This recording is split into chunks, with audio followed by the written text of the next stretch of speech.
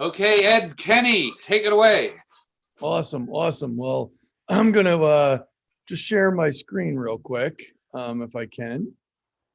And can you see my screen? Yes, we can see it. Okay, awesome.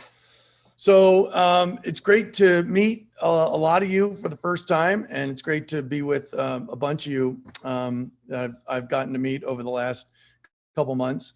Very exciting times, obviously.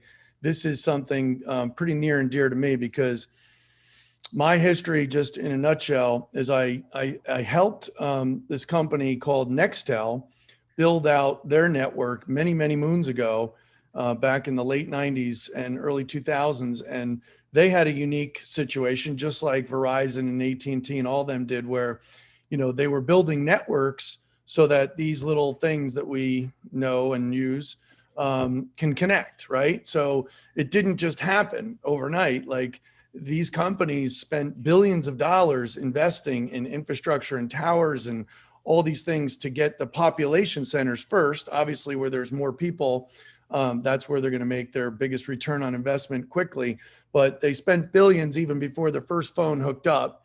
And I understood that. And then I understood the unique problem of, once they get those big population centers, the cities and such, then they have the race to be the best coverage. You remember those days where it was all about the maps. You're looking at maps and, you're seeing what the coverage is. And that's how you made your decision on, where you were going to get your cell phone, who you were going to get it through. And to get out from the population centers into the rural areas and the suburbs and into the deep places, it was more infrastructure, more money. And Nextel, this company, asked me to get involved in Maryland to build it out outside of, Baltimore and Washington, Annapolis. So, back in those days, it was, trying to talk to farmers and getting pieces of their land so you could erect these repeater networks and towers. And you would pay them a lot of money, like, knock on their door and say, I'll give you $20,000 a month for 5 years, and then $5,000 a month in perpetuity. That was the deal that we were selling. And you'd be amazed, if you talk to 100 farmers, you get chased off the property by 99, and one of them would say, yes, stake your ground here. We're fine with the 20,000 a month. We would do it. They were happy. And then as time went on, all those other 99 found out about it, and they said, hey, we want the same deal. And, we already had the coverage there. So a couple of lessons to be learned in that, for me personally, was I wish I'd owned some of the network, because I was a hired gun, made a lot of money, built the network, sold a lot of phones on the network, but I didn't own the network, right? So when they sold the network to Sprint, it was like, hey, thanks, Ed. Appreciate all that you've done. We'll continue to pay you out for 36 months was our deal. And that was great, whatever, right? You only know what you know at the time. But here's a chance now, 20 years later, to build out a network that isn't a big towered game. It's not building that huge infrastructure where one company owns everything and nobody else can participate in ownership. Here's an opportunity where we all, the people, have an opportunity to put our stake in the ground and say, I want to own a little bit of this. And the ones that are fortunate enough to learn about it and understand it, wrap their heads around it, can really get some traction quickly, because this network is maybe, I don't know, maybe 3 or 4% built out right now. So you're really in the early innings of this doubleheader. And I'll tell you, the fact that the boxes are hard to get right now, like next to impossible, unless you go to eBay and just buy them outright for whatever that price is, maybe 2, 3, 4 grand, whatever. You're in this waiting period, and we're all in this waiting period. But iHub Global has done something that really was a necessary thing to do. And I hear Felicia, who I mark as a very intelligent person. Obviously, she's in the inside loop on a lot of things. Obviously, she found out about this. She ordered boxes back in the days when you really could, and she got them just recently after a long wait. But she understood the vision of what was happening, and she took action, right? She took a gamble. She said, I'm going to invest my own money and buy these boxes and figure out places to deploy them and to go through that whole thing. And then to find out a couple months later that there's a company called iHub Global, the first reaction is, oh, I hate them. And then the second reaction is, okay, let me wrap my head around this. I get this. I can earn 1% of 100 people's efforts instead of 100% of my own efforts. And, when I first heard about this, there was a person that I knew that really understood crypto. So I called them up and said, can you verify this information from this company? And they started laughing at me saying, holy cow, of all the companies, of all the coins out there, you call me about this one because this is one that they had been mining for 2 years, right? They have a portfolio of 140 boxes spread out all around northern New Jersey and Newark and Manhattan kind of. And they were like, we are printing money. And they couldn't believe that we were calling about that. And then we told them about iHub Global, and the reaction was like, oh my gosh, this is terrible. This is unbelievable. And then quickly came around to say, wow, I get what they're doing. And we would much rather, because it gets hard to find people to host boxes on your own. It becomes a full-time job if you're doing it on your own, because, you have all these boxes, you've asked people to host them for you. You have some kind of arrangement with them. And then, maids come over and pull out cords and boxes go offline, and friends of the kids come over and plug it in their Xboxes, and they unplug the helium miner, and all of a sudden you're looking at your 140 boxes, and there's some that are offline that are big money makers. It drives you crazy. You got to call the host and tell them, hey, plug the damn thing back in. I'm losing money. So he recognized the scalable nature of what was happening, and what the software inevitably was going to be able to do for us in being very efficient with getting these boxes to the right places and the right areas, being able to get virgin territory lit up and with strategy. So all this kind of, to me, kind of is accumulation of belief into what I was about to really sink my energy into. So I also understand that it's a race. This is a race. This is not something that's going to be like it is today forever. It's going to be boxes hitting the street. And when the chip cycle of the logistics of all these chips is kind of smoothed over, boxes will be much more readily available. Manufacturers will be pumping these things out. But right now we kind of have this little bit of a gift of no boxes, no distractions. Go out there and introduce as many people as you possibly can. And share this with as many people as you can. Get people trained. Not everybody is going to be able to stop and dedicate their time to this, but you don't need everybody. You need 1 in 10 households to get one of these things as time goes on. And if you find the right people, they're going to start to research it. They're going to start to understand it. And they're going to start to really get aggressive themselves. So, June 9th is when we signed up. And right now we have about 98 people that we've personally brought into this.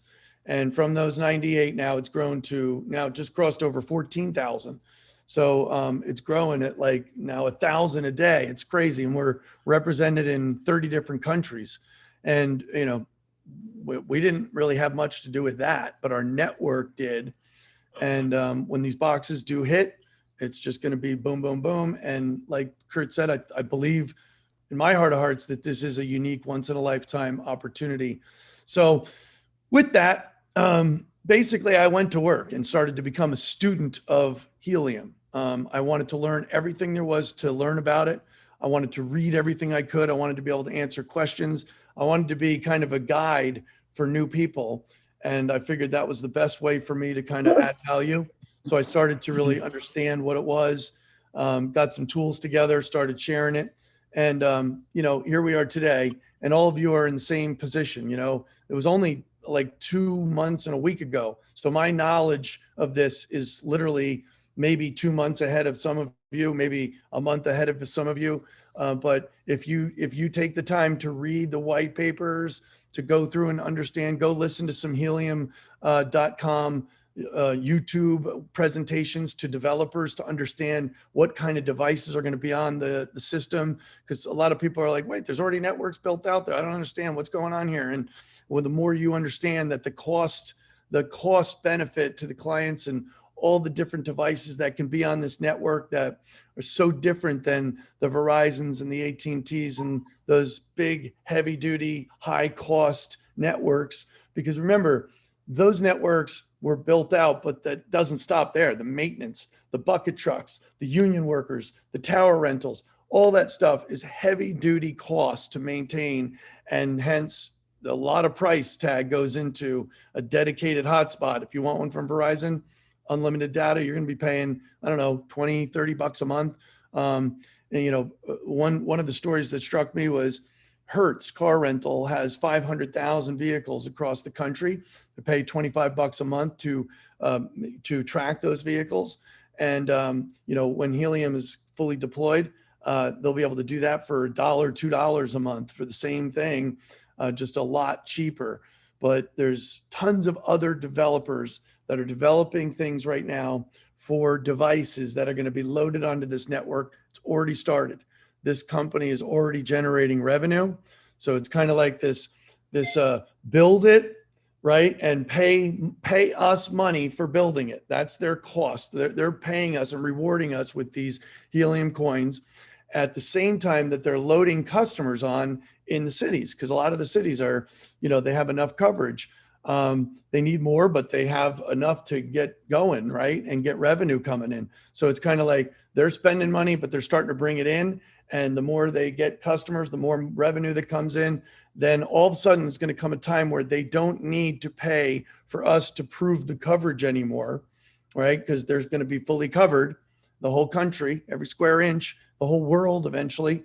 But the data, the revenue that comes through the system is what's going to be our reward when the network's built. So this is a long-term reward play, legacy income, big stuff happening, right? Talking about hundreds and billions of dollars pumping into this to this network as time goes on.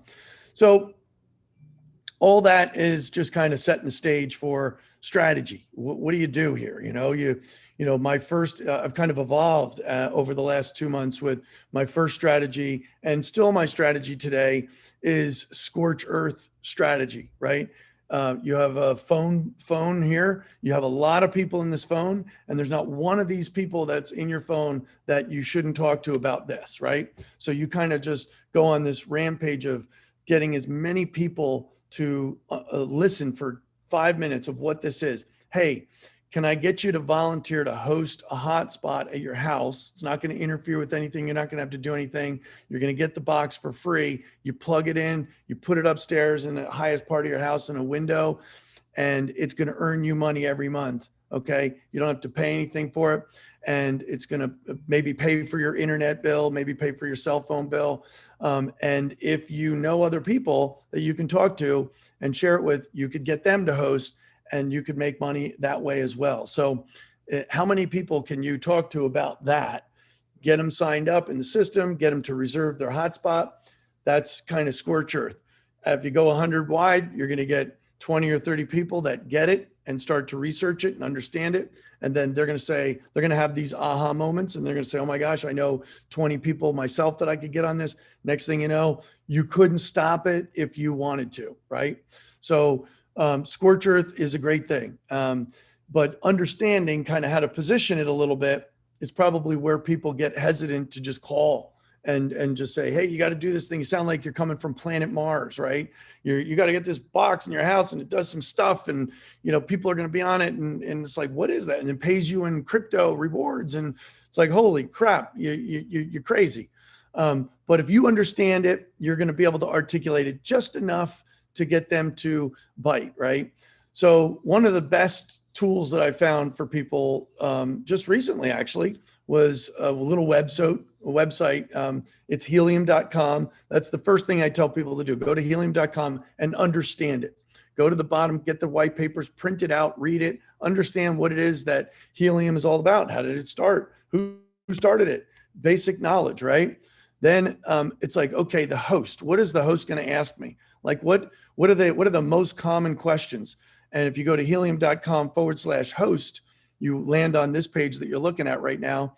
And this is what you would send to somebody to kind of tell them what it is to be a host, right? So first things first, host, new to Helium, considering hosting a hotspot. Great. Watch this little video. This little video gives you just enough to kind of understand a little bit about what the network is. It's kind of more residential focused, like retail-y, but it gets the point across in ways that people can understand it, right? Like I know, Apple is trying to do it with these tiles.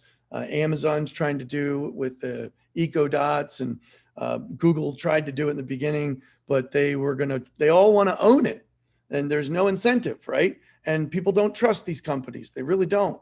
They don't trust them. They don't want to get in bed with them any more than they already are. So up comes Helium doing something that's very unique, putting these hotspots in the house. What the hotspots do is they simply take a public frequency. Okay. It's like the same frequency that we all used to know. I think pretty much everyone on this phone would remember the days of hardline phones, right? When we used to have the phones on the wall and they'd have the little wiggly cords and they'd all get tangled up. And then people invented this thing that would untangle them as you did it. But then cordless phones came where you could actually take the cordless phone and walk around the house. Well, that's the frequency that we're on, right? So people kind of know what that is. But this hotspot that goes in the house with an antenna can take that signal and it can take it out about 200 times more than your typical Wi-Fi.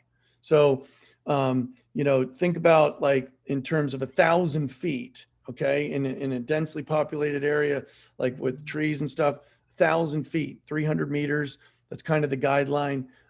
They don't need boxes closer than that to each other. So if you have one and your neighbor has one, you're actually kind of sharing the same rewards. But if you have one and a neighbor 1,000 feet away has one, now you're starting to talk, right? Now I'm sending a signal from my box, they're sending a signal from their box, the signal hits and meshes together and creates a canopy of coverage. And then other people get boxes and you start to look at where these boxes are and they're all connecting, meshing, and bringing more coverage, okay? So the goal is to have devices that are on the network that are connected all the time. You can see them all the time. They're always connected into the network. So you can just let your brain kind of expand itself to say, I can't even imagine the different types of devices that are going to be on this thing, but I know it's going to be a lot of them, billions of them, all paying $1, $2 a month. You get the point, right? So this website answers a lot of questions. What's an IoT device? Kind of goes over what I just did. How much does it cost? Because a lot of people, when they think about crypto mining, they think, oh, heavy expense, of course. Oh, big equipment, all this stuff, a lot of money, right? A lot of money in electric. No, not. This is $5 a year. It's very little energy that it's consuming. How much am I going to have to sacrifice? If I'm a host and you plug this thing in, how much broadband am I going to sacrifice? Well, nothing really. It's like less than a phone, a kid with a phone in the house. So that's, scratch that off as one of the top things.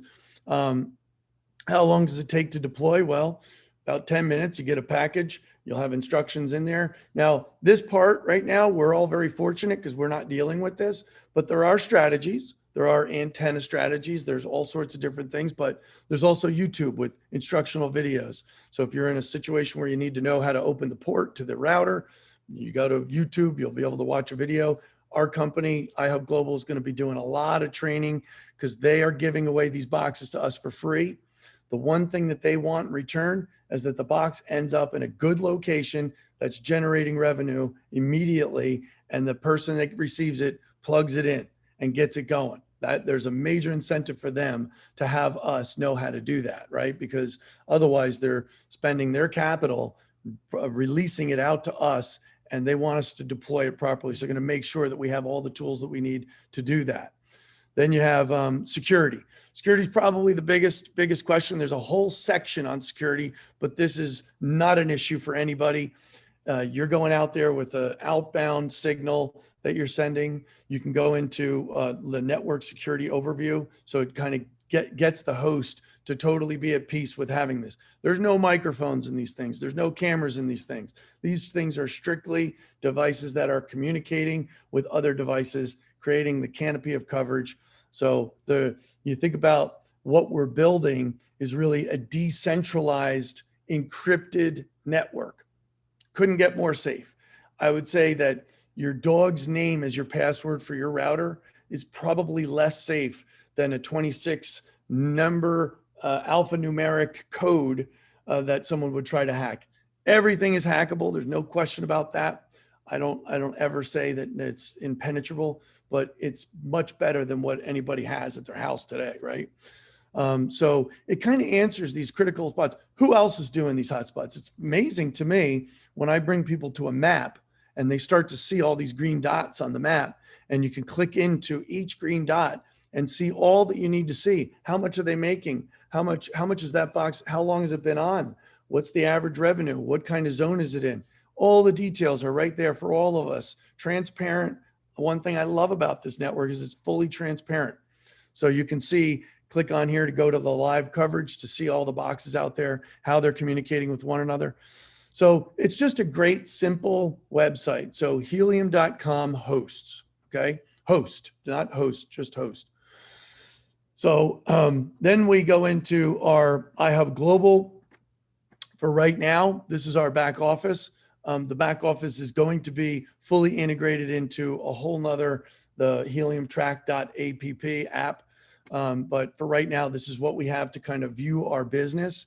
So a lot of people get to this section of town and they can go in and they can see, well, they first go to the one back office where they log in with their email and their password that they created when they enrolled. And then they go out and they personally sponsor a bunch of people, and that's all they see. And then they get to log into this back office, which is the commission genealogy back office. And this is where you can actually see, have any of my personally sponsored people sponsored anybody? And you can go in and actually see that right through the genealogy tables. You can view by level, by team, personally enrolled, so forth and so on. So you kind of get a little Snapchat, a snap of your business every day. Got 98 personally enrolled. And from that has come 13,900. I'll bet you it's almost crossed over. Yeah. So I refreshed it maybe, I don't know, 10 minutes before I started this webinar. And we've since then, added 35, 50 people. So it happens at a precipitous pace once you get the ball rolling. Okay. Once you get to about 250 people, you couldn't stop it if you tried, and you'll be in all the countries, trust me. So what I really want to do is kind of center my attention now onto what we're going to be integrating everything into, which is iHub Global. Can you guys see it okay? So I know I'm going into a bunch of different stuff here. So this is where iHub's smart company, these guys all came from a company called Excel back in the late 80s, early 90s.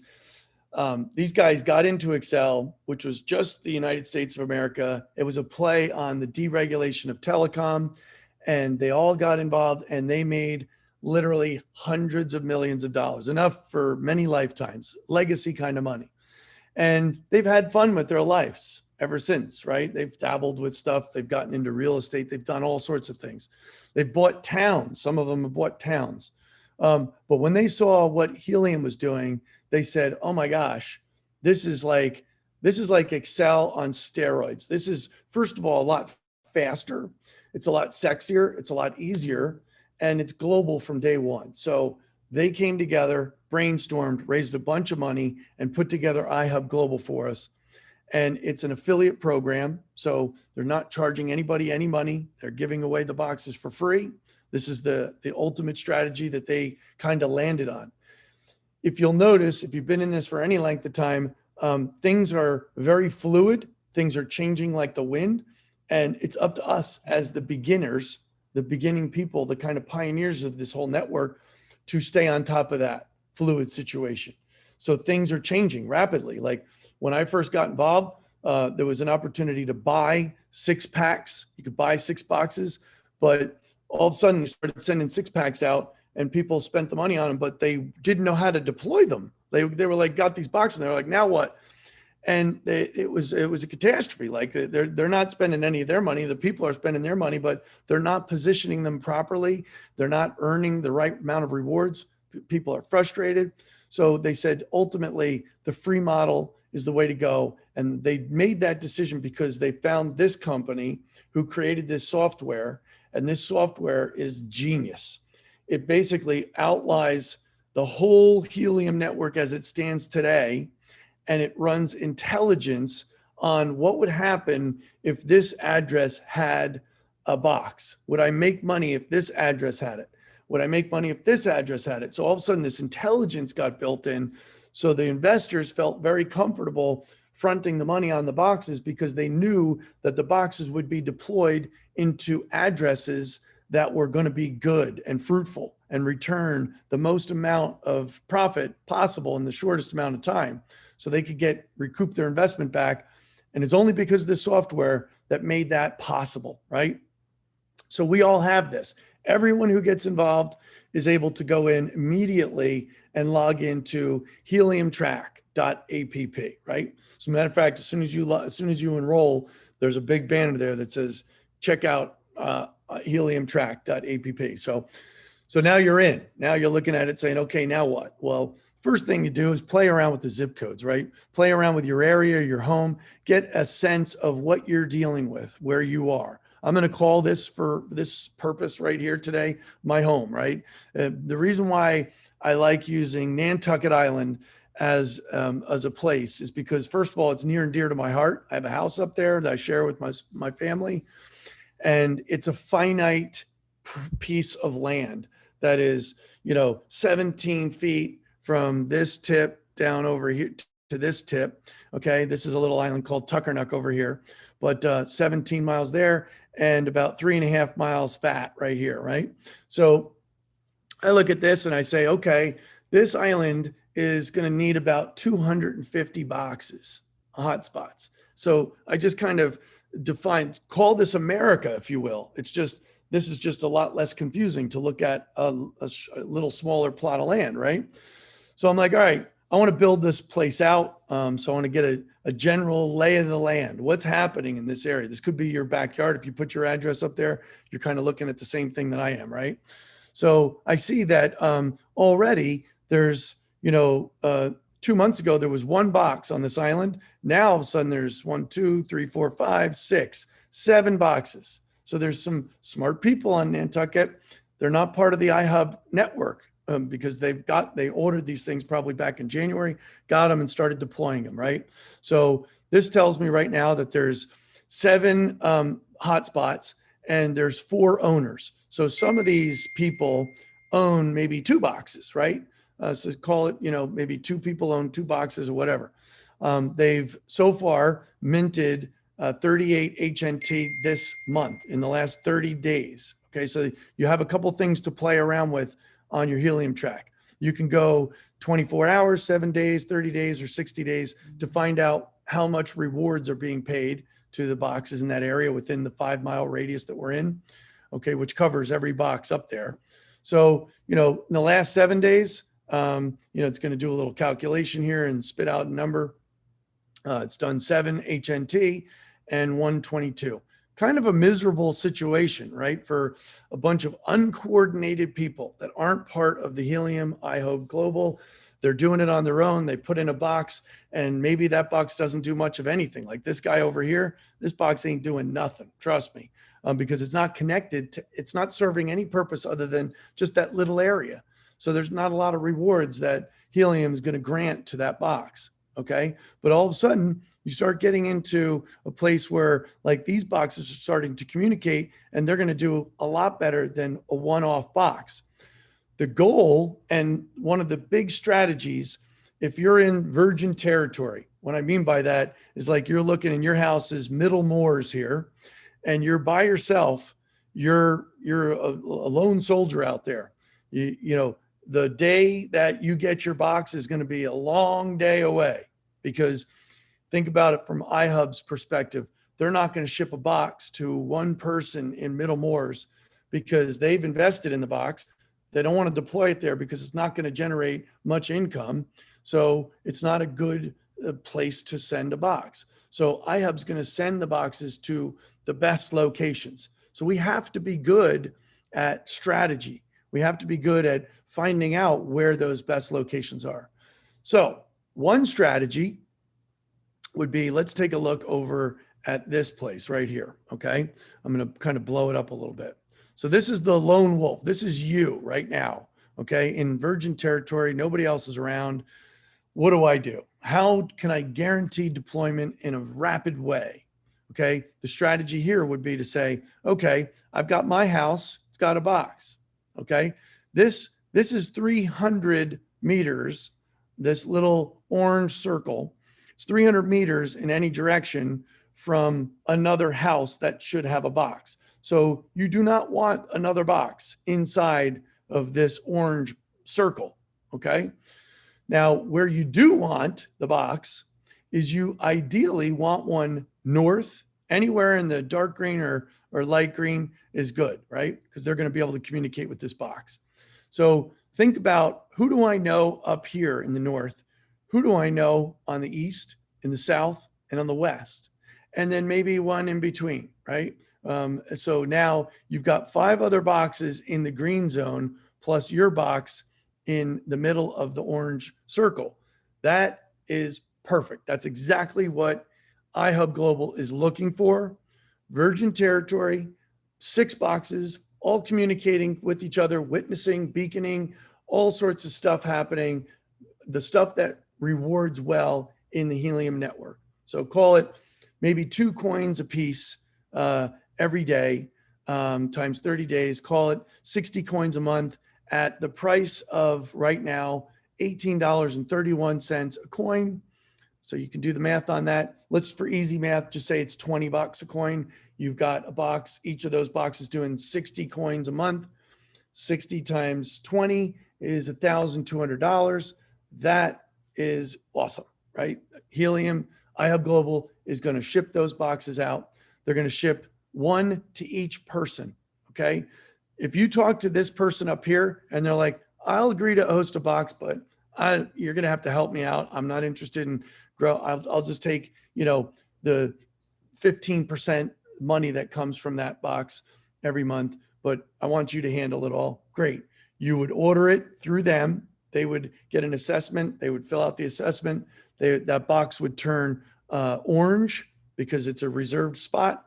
And then you could do, when they fill it out, their installation address is their house, but they could ship it to you as the quarterback. So you could have all these boxes shipped to you, but the installation addresses are going to be as them as a personal affiliate. So they signed up as an affiliate.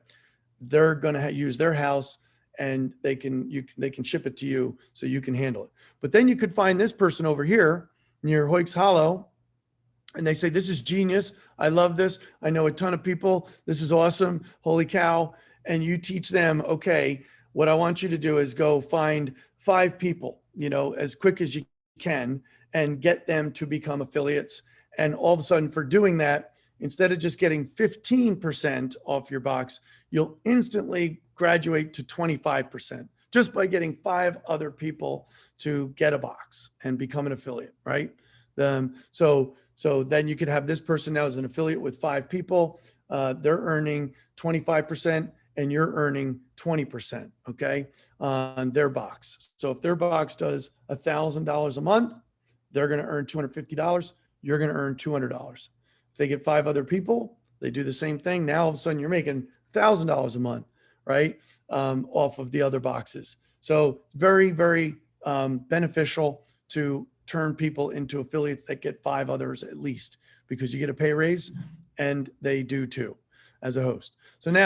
So let me just stop for a second because I've thrown so much at you and I just want to see from this point on, because we just talked about the 6-pack strategy that's going to get deployment of these free boxes much faster than an individual box in the middle of nowhere. That could take a year to get that box or even 2 years because they're going to wait until other people are around there to deploy that box. So I'll stop there and I'll see if anybody has any questions about what I've spoken about so far. I'll start off the first question. as you're deploying these boxes, do you have to do reports in order for them to be added into your first 5 that get you up to 25%? Yes. You have to do reports. No, you do not have to do reports. So, Okay. there's 2 things you could do. You could say, all right, now this is a common thing. I don't know, Ed, that sounds great and all, but who the hell knows 5 people in the green zone, northeast, west, south? Who knows that? I've only been here for a month. I only know 1 person. So sometimes that's all it takes. So you only know the person at Hoyks Hollow. So you call them up and say, hey, listen, there's a situation that's happening and I need your help with it. Okay. And you let them know what's happening and you let them know about the north, east, west, south to get the 6-pack going. And they might have lived here their whole life. And they say, okay, well, I'm glad we met. I know John Campbell, who lives up here, and I know Judy Lagator, who lives over here. So this person, 1 person in all of this green zone, can actually strategize with you to help get this area filled out and deployed. Now, all of a sudden you get 1 and maybe he only knows 1 other person. But so the bottom line is the 6-pack strategy, it might take a little work. It might consume a little bit of strategy, working with 1 person to find another person and so forth and so on. But the rewards are great. And it's a strategy that you focus on literally 1 time, get your little piece of the pie. And then that scorch earth policy that I'm telling you about is just recruit as many people as you can into being affiliates. And then if each person just does a little bit, like they focus on their little 6-pack, and then they teach other people to do it, that's just what's going to guarantee deployment faster for all these people, right? Does that make sense? Can I ask Yes. 2 questions? Yeah. Then they're really stupid questions though, but I just wonder, like, where does the money come from? Like who paid, like, people are getting paid, but who's paying it if nobody's buying anything? So remember when Verizon and Sprint and all them got started? I do. My husband was with MCI. Right. So they went out and they raised a whole bunch of money so that they could start to build the infrastructure. It's like, if you build it, they will come. So they raised a whole bunch of money and started spending it like drunken sailors as fast as possible, trying to get the networks to work so that they could sell their very first cell phone. We're talking $5-10 billion before the first cell phone could even work, right? Same concept here. The Helium has raised a ton of money. Google Ventures was the first 50 million that they raised. And then all the other venture capital followed. They raised $150 million. They just recently, as of a week ago, just raised another $111 million. There's companies that are wanting to throw money at these guys to get this network built out. So right now, they're rewarding us for building out the network by spending the money that they've raised to build the network out, because they know behind that is a ton of companies that want to deploy devices on that are going to be revenue generating. That's the question. How does that produce the HNTs? I guess that's where I'm confused, because I don't know what's creating the ongoing revenue stream from these HNTs. So Bach has a generation of an HNT. What's producing it? So HNT is the device, the vehicle in which they're rewarding us with, right? So they have this cash, this billions of dollars, not billions, but hundreds of millions of dollars of money. And they have, if you read the white papers of this company, it tells you the exact strategy. For the first 2 years, they deploy 5 million HNT every single month. That's the reward. Okay. So out of that 5 million for the last 2 years, the investors, the venture capital companies they got 1.5 million of the 5 million every month. Okay. So the other 3.5 million got disseminated over the box hotspot people, right? That they were earning that every month. Okay. Then we just had a halving on August 1st, we had a halving. So instead of giving 5 million HNT every month, they now halved it. So now only 2.5 million coins are going out every month, and 750,000 are going to the venture capitalists, and the other is going to all the box holders. So the main thing that changes when a halving happens is that if you read the white papers, it's all laid out there that methodically it's going to equal the rewards out over time to the point where this thing is fully built out. Okay. Meaning that 5 million coins last month at $10, okay, is the equivalent of 2.5 million coins this month, because it's halved, at $20. So it makes HNT actually go up in value because there's less of it being distributed out. So the whole design is to keep the rewards extremely equal. So someone doesn't have a radical change in the rewards that 1 month they're making $1 and the next month they're making 1,000. It's designed to be very even over the course of the time that it takes to build out the network. Does that make sense? Yep. All right, Bobby, go ahead, Bobby. Okay, I have a question. Would you be able to supply us with a link for an introduction, a short introduction to this program, where I can kind of email it to people who might be interested? I don't want just to talk to them because I will not be able to explain any of the stuff that you mentioned right now, and I cannot answer any of their questions. So if I send them a link and I say, if you're interested enough, I can always refer them to Curt to talk to Curt or to you or to somebody who will be able to explain things to them. So, but to start with, as a marketing thing, I would like a link that I can email to people with just basic understanding of this, Let me interrupt you, Bobby. I'll send you something that you can forward to people. Okay?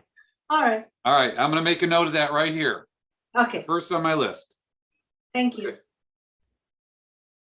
I use Shuffle Card. For those of you who don't know what that is, it's a virtual business card.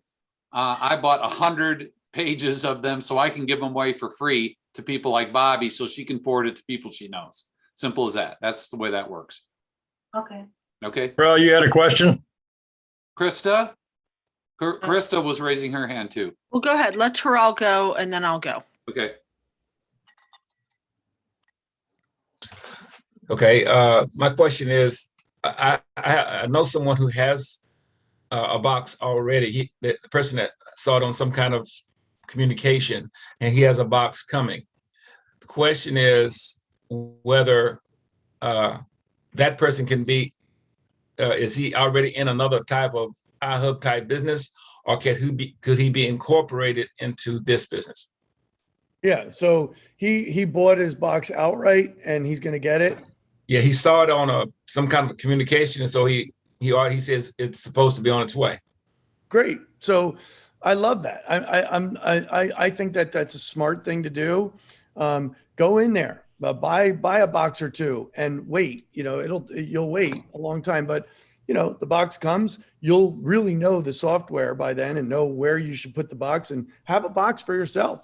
There's no problem with that, right? When you're an iHub person, you're basically in it to try to turn as many people onto it as possible, and they get their own box. They're responsible for their own box. They plug it in. It's done deal, easy, right? But if he gets his own box and he has his own box, great. Use the software and find out the best places to put that box.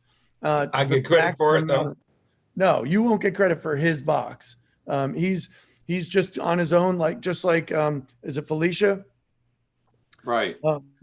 Yes. Yeah, it's just like that, where they have their own independent situation going on. And that's awesome. Use this software for that. If I had my own boxes, I would use the software and I'd go in and do assessments. I would go plan a hotspot, do some assessments and say, okay, I know that if I put this box there, it's going to make 3 or 4 HNT a month. Great. Put your box there. Make that money for yourself. There's no problem with that. Hey, Ed, would it be logical to think if you're making 25% on every box that's producing the coin, that means you need to have 4 people in your organization, and it's free. You give them away, they order them, it's free. You don't have to buy, there's no investment, there's no risk. But if you can get 4 people, you're making 25%. That's almost as if you bought one for $500 that's making all the coin. Is that kind of a logical way to think about it? Absolutely, 100%. And if one of those 4 goes and gets 4 more and so forth and so on, then, sky's the limit. When you have other people in the game that you've introduced to, you never know where that trail could lead to. It could lead to one person we got one guy that's in charge of a bunch of Indian reservations. He's the head guru, the chief, and he knows all the people, and he's mapped it out, about 300 boxes per Indian reservation, perfectly mapped out. He spent the time, he's paid an engineer to do it all for him, and he's going to get rapid deployment, and he's going to give a gift to all those residents who live there, and he's going to collect, a lot of money for it too. So you never know who and who they know. You just don't know where it can lead. Let me give you an example of that. I signed up Joel, who was, I don't know if he's on the call. Yeah, there he's still. Joel's on the call. He signed up Zev, and I want Zev to tell his story. And Zev, if you're there, please pipe in, because he wants to get. I'm here. He wants to get Israel going. He was born and raised. He knows everybody. He said they're very entrepreneurial. They love technology. I said, well, let's get on the map. Let's see how many boxes are in Tel Aviv. And there was like 4 in the whole city of Tel Aviv. There is like 1, Curt, like 1 box in the city it of was Tel Aviv. ridiculous. 2 in Herzliya. There's like 5 in the country. Yeah, 5 in all of Israel. So Zeb, you said, I want to get Israel going. Why haven't you done that? You said you have people that have questions. Maybe Ed can help you. So I had a lot of technical questions about how it would fit with there, and they have different types of regulations. And I tried to look for literature, but I couldn't really find anything. And I want to kind of make it. I have a few really powerful networkers in Israel that have networks of thousands, and they've been doing similar things, just with different applications. So they're asking. I also have a person in the Philippines and a person in Jamaica that signed up, and they're ready and willing to start building those maps. But they want to also understand, is it a different piece of equipment? Is it a different frequency? A lot of very technical questions. So for those guys, it doesn't really matter, right? They don't need to know any of that, because they're not buying the boxes. The boxes that will get deployed to them will be the right boxes. There's 2 different frequencies, by the way. But if you look at the map, right, and you start scaling back, you start to see that although like America and Canada are definitely going to be a priority for iHub right now. But having said that, if you look at the orange in the map here, the orange is literally all the planned hotspots already. Okay. So there's like Europe is like blowing it out of the water right now. And iHub Global, as they get boxes, they're going to look for the same clusters. Their intelligence on their end is showing them lists of deployment. Like, these boxes will make the most money, and they could be in Israel. If you build a good group of people, a couple hundred boxes all around Tel Aviv, they're all going to get connected once they drop ship and they're going to get boxes. It's a worldwide thing from day one. They don't need to know. As they go and they learn it, they'll learn what their frequency is and stuff like that. But it doesn't really mean anything, because they're not buying the boxes themselves.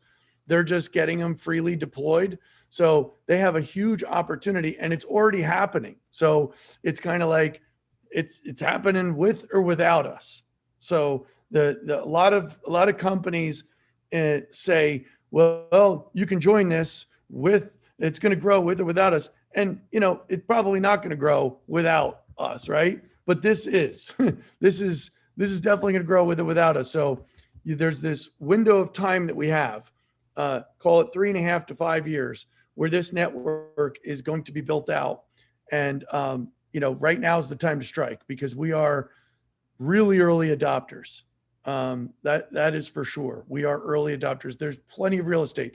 If you look at the map, the way I'm showing it to you right now, it looks like it's all covered, but once you kind of go into it a little bit, we can start to see that it's really barely any coverage at all.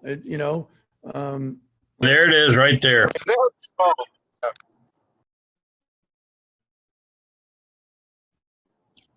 Lebanon actually has a much bigger network than Israel. Yeah, like I know a guy from Albania. He was a professional soccer player on the Albanian Olympic team. He does about this, like 300 people overnight that got it. They get it. People get it. Just you tell them, hey, you get a box in your house that connects with other boxes covered, and you can make you $100-200 a month. But if you get other people, it can make them, and you earn from that. And now they're interested enough to watch a video or learn, and then they, who the hell wouldn't? 99 farmers that I talked to that told me to get the hell off their property. This is exactly opposite. 99 say, God, get me a box as fast as you can. And there's one knucklehead that says, I don't know what it is. Forget it. So it's happening. It's already happening. So if you know people, definitely expand it, reach out to them for sure, because there's planned hotspots going in all This over is Sam. the I had a place quick question. So if somebody has multiple addresses, like a business and their home, can you use the same email address? Does that have to be a different email address? Yeah, right now it's 1-to-1. Okay, they're working what's Sorry, program. Krista. Can you hear me? Okay. Can you guys hear me? It's cutting in and out. Shoot. Is this better now? Yes. Okay. So I hear you.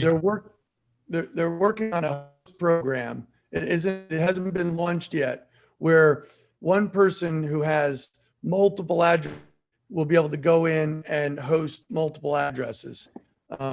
But for right now, it's interesting. We have a island rest between You're cutting out. Do you want to stop sharing your and he's screen? like, well, call me back. Cut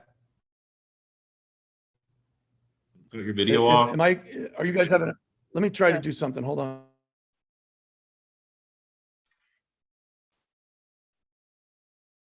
Is this better, guys? Yes. Is better? Okay. So the host program is coming, but in short, there's a guy that we know that has 50 restaurants that he owns. It could be like, you could think of like a Papa John's franchise owner or something. So he says, well, I'll take a box for my restaurant that I own here, but when you launch the host program, let me know, because I'll light up all the other ones. We said, no, you gotta launch all of them now.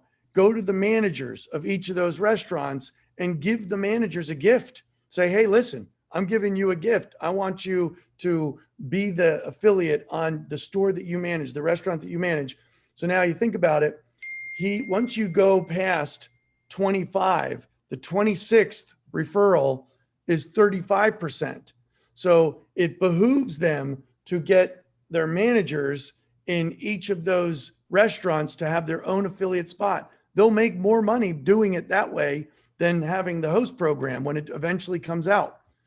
And the manager, maybe they're there today and next year they get fired or they leave. Well, guess what? Their box is going to stay there, or they're going to do a transfer of address, and then they can get a new box in there, and that person is tagged to them, does a re-provisioning and moves the box to another location. So it makes all the sense in the world to have someone at that, someone else's name on that restaurant. There's no downside to it. Does that make sense?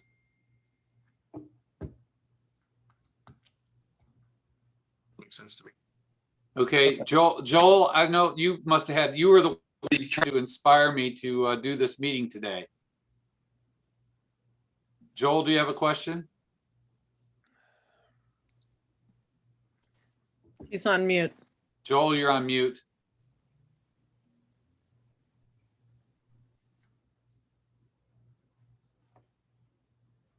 There you Okay. go.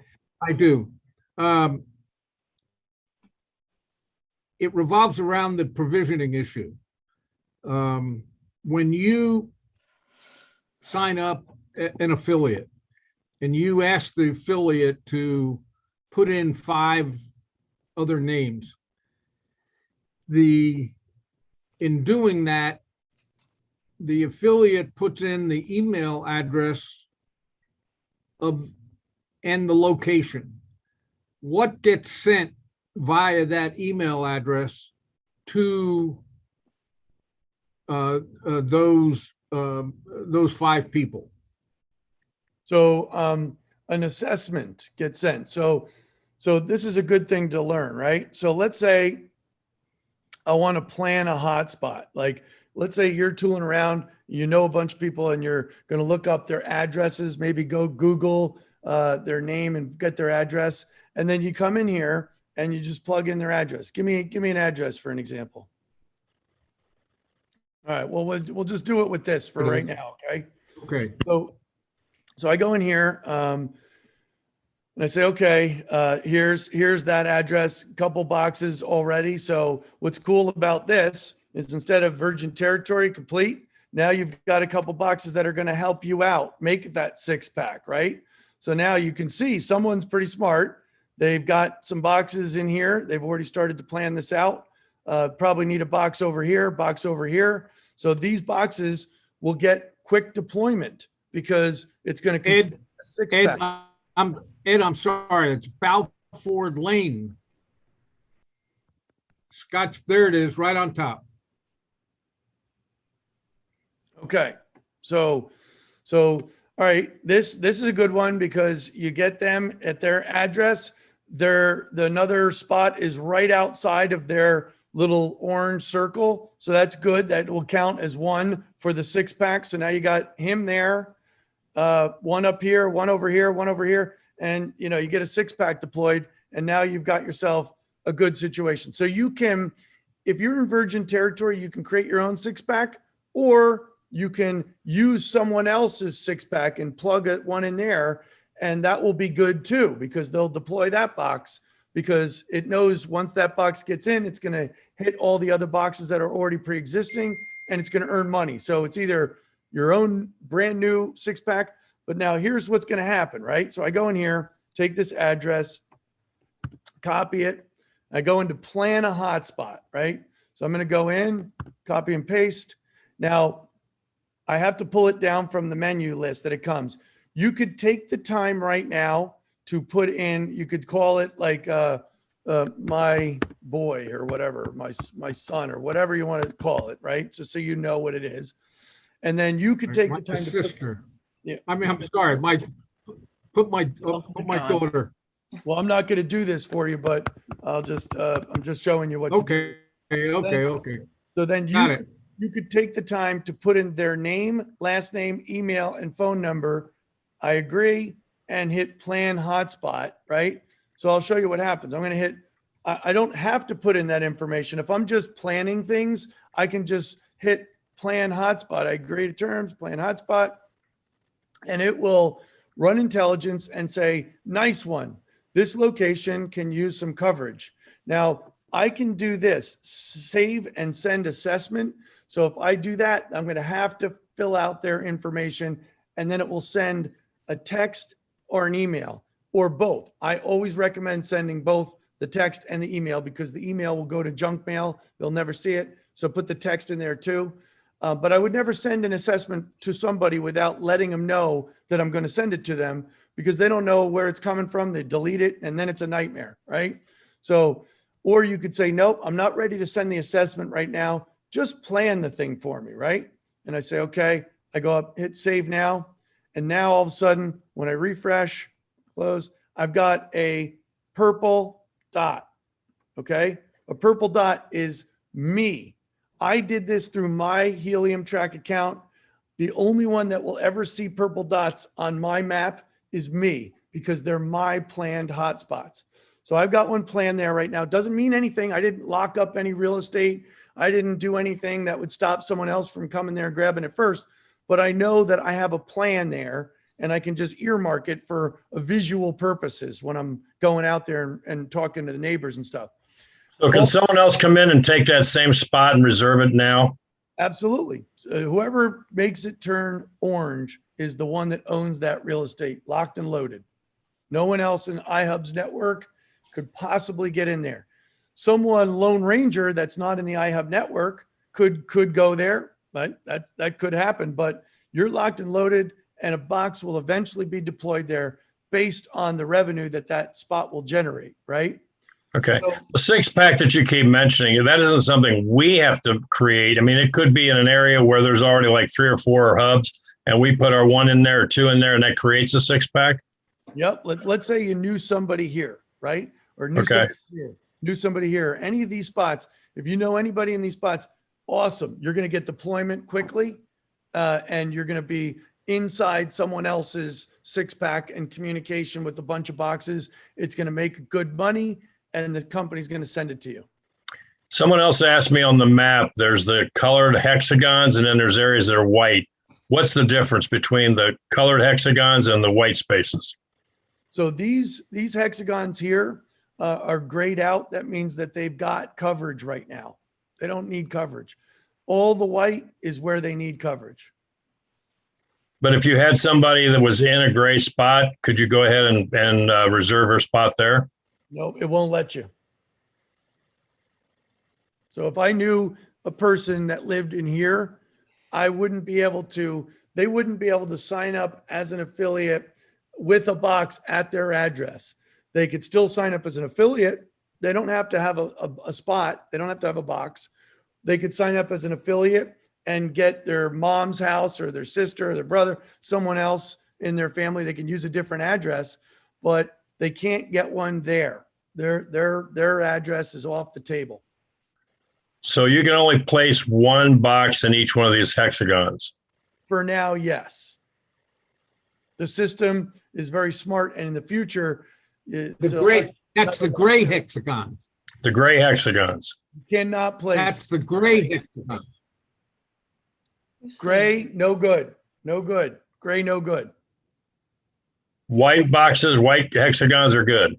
So Yep. as time goes on, there'll be more of the gray. So is that why it's like a race? Bingo. So this isn't a marathon, this is a sprint. This is a. Sprint. This is a. If you listen to all the training that I'm doing, you got the 6-pack and the single reservation to connect to someone else's area. And the only thing you took away from this is to go out and go 100 wide. Get 100 people introduced to this. If you can do that, you're not going to have much to worry about in 6 months, a year from now, because you're going to have a hell of a business. It's just going to grow. Out of those 100, some are going to get it and start running with it, and you're going to have stuff all over the place, and you're going to be in great shape. So And you said that once they had more boxes, if they have more boxes, will they just get rid of ours? If, you said like a company would make a lot of boxes possibly later. What do you think would happen to the ones that are already there? well, they'll never want to put their boxes where our boxes are, because their boxes won't make, because when your boxes are too close, they cannibalize each other. They share in the rewards. If this box here makes 100 coins a month, and another neighbor, like literally a next door neighbor, comes in and puts a box there, this box will go from making 100 coins to 50 coins. They'll split it. They'll both, instead of one box getting 100 coins, 2 boxes will make 50 coins each. So nobody's going to knowingly do that. Nobody's going to want to do that. Okay, So- another But silly it's- was someone else going? Go ahead. I'll wait for you. I would like to So, have. like- an answer my question, Krista's got a question. But I've Okay, had go. a question for a while. You go and then I'll go. You could go, Krista. That's okay. Mine's going to be way longer. Just continue. Okay, mine's gonna be easy. Yeah. So like, Come on. I don't remember, but Come that on. doesn't mean anything. I don't remember giving anybody my credit card or anything. So how do you get the money? So you're not paying for the box. Well, no. How do Well, you get the money when the box pays Your you? e-wallet. your Oh, e-wallet and cryptocurrency. Ah, okay, I got it now. Yeah. Okay.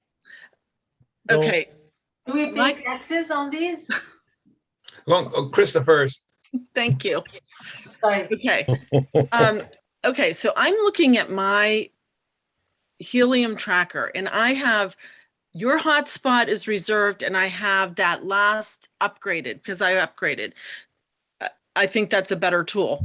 I'm assuming I lose my 10 free ones by upgrading. Well, if you upgrade, you get unlimited. Well, I understand, but I didn't do the 10 free ones first. So I probably, yeah, and it's no big deal. Free is free. Well, Free I paid, unlimited is better than free 10 free. right. So I paid for that. I'm happy to have it. My plan, your hotspot network, that box is not checked and level up your mining assessments. And I'm having a disconnect there. I just planned a hotspot. How long does it take for that to register? Immediately. It's instantaneous. So the first thing anybody should do when they get in here is right here is like, let me shrink my screen down a little. Yeah, It's called my to-do list, getting started here, your to-do list, right? So yes. the first thing you want to do is make sure that you have a check mark there and that your hotspot is reserved. And I do. Okay. So then plan your hotspot network. So you can go and start to plan out like the little, purple dots. There's your plan, just Krista's plan. Nobody else is going to see purple dots except for you, right? On your login. So that's where you go in and plug in addresses, maybe around your house, 6-pack strategy type thing, or other people that you know, just so you can kind of see where they are out there in your map. Or you could also send them an assessment. Okay. So I did one assessment to my daughter's house Yep. and it said, nice job. But I did that while we were on this call. Did she sign up? Well, I just sent the assessment. So we have no way of seeing what gets sent to her. Not right now. You don't. There's going to be a way that you're going to be able to see what you sent her. But right now you won't. You can actually see certain things on it, like what the guesstimate is going to be of the range of how much they're going to make and stuff. But they get it. They click on it. They fill out basic information and they hit done. And then they turn into an orange dot on the screen. And that means that they are locked and loaded. They've got their real estate. Nobody else from the iHub network can come in there and they're good to go. Now they can start to get other people going. Every affiliate, in my opinion, should have an orange dot somewhere on the map, because even if it's not your own house, because you can't get it there, you got to know somebody that, that would let you, just like a mom or a really good friend or something that would let you use their house as your own, because it's fun to have your own personal hotspot. It's the way you kind of know it, right? By leveling up, what this means is if you've gotten 5 other people to sign up, okay, and they've done a virtual mining assessment for them, they've agreed, they've logged in, signed up, and that means that you've leveled up, meaning that your commissions go from 10% to 20% on their box. Ed, I have a connecting, because so basically, if we've done it before, if we signed up people before, got them to sign up, sign on, even sign people underneath them, that all doesn't count for the upgrade. Now you got to redo it on the Helium Treks.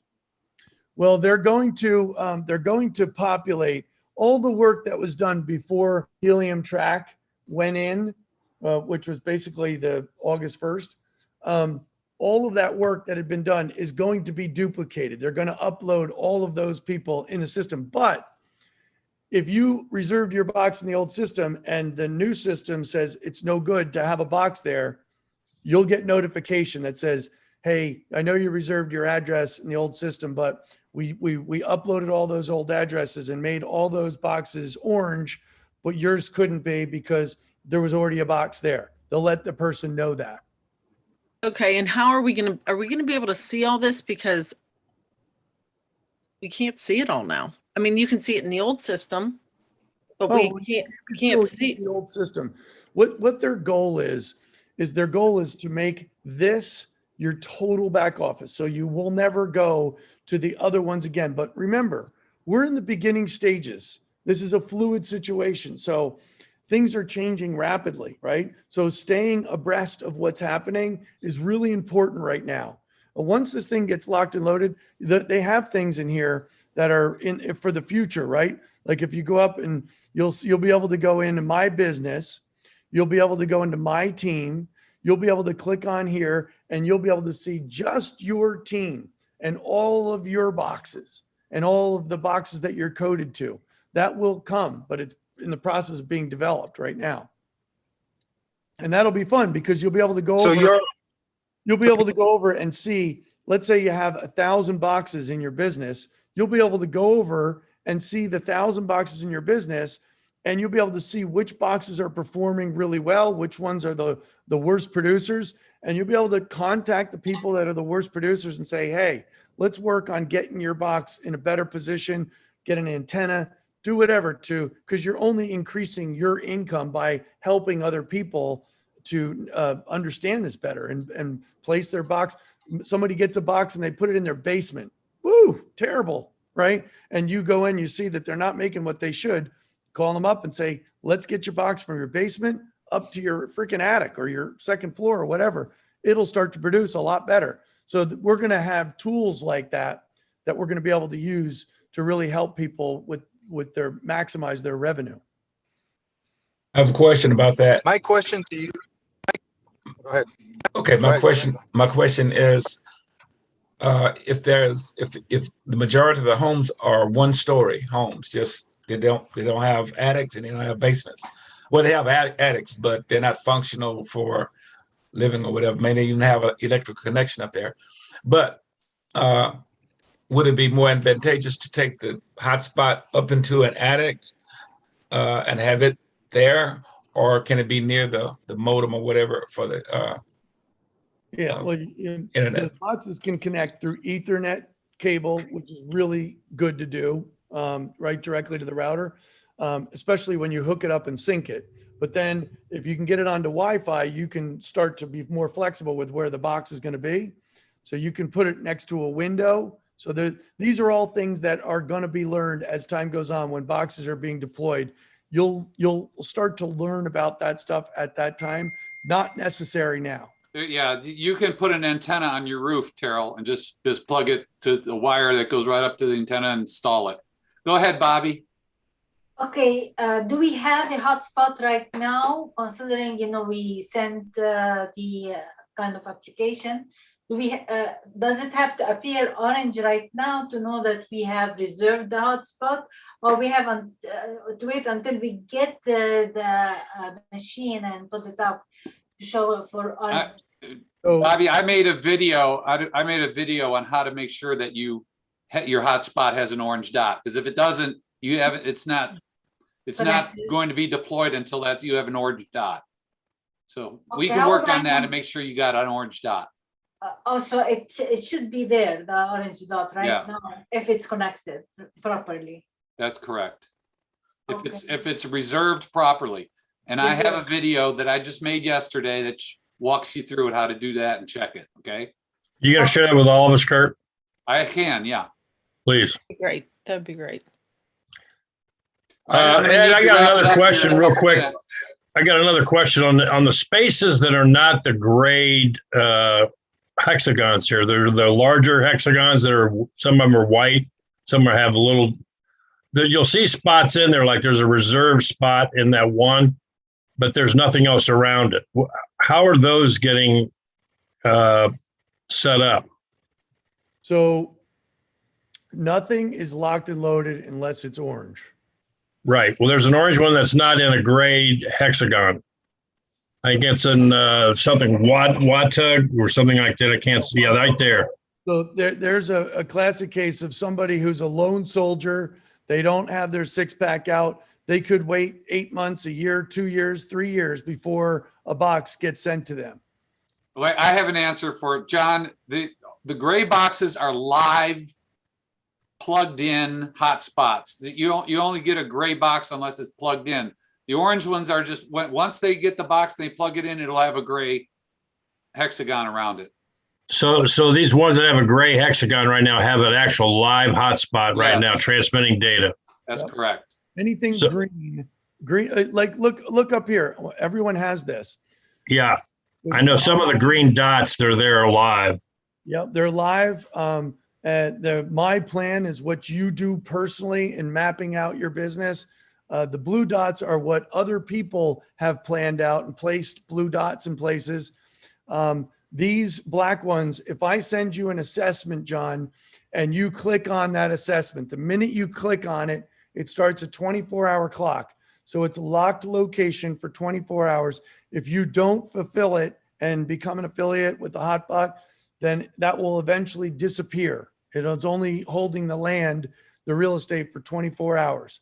But if you go and do it and secure it, it'll automatically immediately turn orange. Everything happens instantaneously. It doesn't happen over a refresh later. It happens as soon as you do it. Okay. The other question I have is on the leveling up. You have the green check marks there. What triggers that green check mark in the leveling up for mining assessments? That's, you send I have that in 5 my video. assessments out and gotten 5 people to get boxes. So then you have to have 5 people that have become affiliates and gotten their boxes reserved. Yes. Does it have to be the first 5 you get in, or can it be any 5? I've got like 9 or 10 in. Can it be any one of the last 5 or the middle 5? Yeah, it'll be when the system updates and brings all those other people over, it'll recognize that you have 5 people already. So you'll be good. Okay, another question they asked me on the number of people you're bringing in, you said go 100 wide. That's the strategy, which I get. When do your first 5 in the pro count as 5 pro? Is when they have their assessments done, they're turned No. orange, or is it when they just signed up? Code gets locked when the box gets deployed to it. Anyone on that team in that line. So they have to have a box deployed and activated before they'll actually fall within that code. Yep. Okay, so the first 5 that get coded are going to be the first 5 in my pro team. The next 10 will go into my bronze. Correct. They're not necessarily the people that I signed up in the sequence that they signed in. Correct. Gotcha. I'm gonna have to call this in 2 minutes because I got a 5:30 hard stop, and I don't want to stop the recording. I just want to give one more last shot at a question, and then I'm gonna have to get off. I apologize, but I got to do it. Well, we want to thank Ed.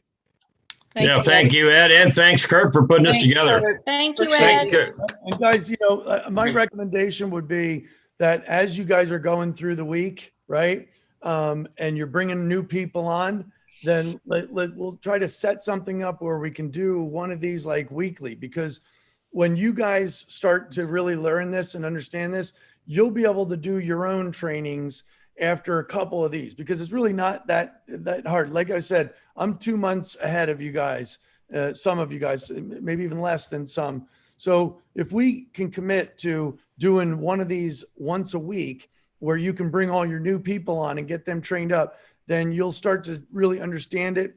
And then you'll start to say, I can do my own. And that's kind of how it grows.